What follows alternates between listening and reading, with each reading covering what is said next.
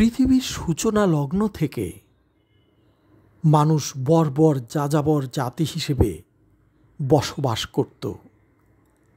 তারা বিভিন্ন জন্তু জানোয়ারদের আক্রমণ থেকে বাঁচার জন্য ও বহিঃশত্রুর হাত থেকে রক্ষা পাবার জন্য দলবদ্ধভাবে বসবাস করত।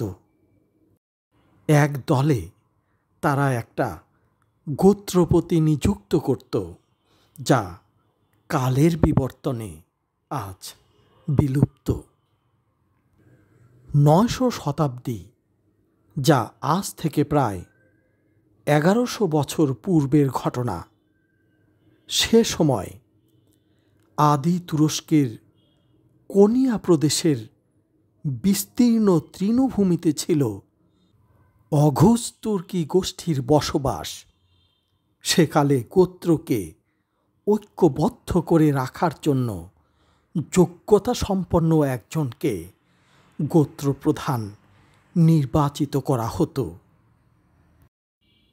সে অনুযায়ী সেলজুক নামের সে গোত্রেরই একজনকে গোত্রপ্রধান রূপে নির্বাচিত করা হলো।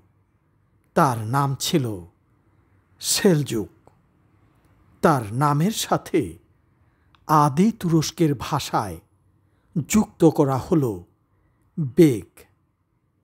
তখন থেকেই গোত্রপতি বা গোত্রপ্রধানের নামের সাথে বেগ শব্দটি ব্যবহার হয়ে আসছে। তখন থেকে তাকে সেলজুক বেগ বলে সম্বোধন করা হতো। পরবর্তীতে তার পুত্র মিকাইল গোত্রপ্রধান হলে তাকেও মিকাইল বেগ নামে সম্বোধন করা হতো। উল্লেখিত সেলজুক বেগ পরবর্তীতে প্রায় অর্ধ পৃথিবীর শাসনকর্তা তুঘরিল বেগ এর দাদা। মিকাইল বেগ উনার পিতা।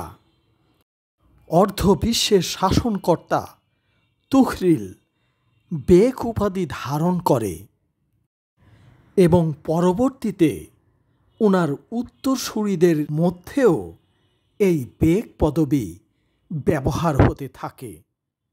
তুঘরিল বেগ নিজ ক্ষমতা বলে প্রথমে গোষ্ঠী প্রধান, তারপর আঞ্চলিক শাসক, তারপর অর্ধ পৃথিবীর শাসক বা সুলতান হবার পর উনার সাম্রাজ্য শাসনের মধ্যভাগে এসে উনার দাদার নাম অনুসারে সেই সাম্রাজ্যের নাম দেন সেলজুক সাম্রাজ্য।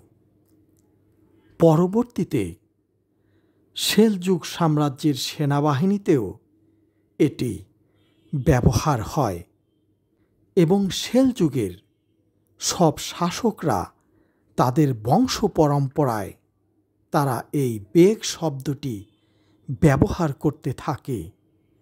পরবর্তীতে পারস্য, ভারতবর্ষ সহ বিভিন্ন এলাকায় এই বংশ পরম্পরায় এই বেগ বংশ ব্যবহার হতে থাকে এবং এই বংশের ব্যাপক বিস্তৃতি লাভ করে। আরও পরবর্তীতে তুরস্কের আরেক শাসক ও ওসমানীয় সাম্রাজ্যের প্রতিষ্ঠাতা ওসমান গাজীকেও সেলজুক সাম্রাজ্যের গুরুত্বপূর্ণ খানাতের দায়িত্বে থাকার কারণে সেলজুক সাম্রাজ্য কর্তৃক বেগ উপাধি দেওয়া হয়েছিল।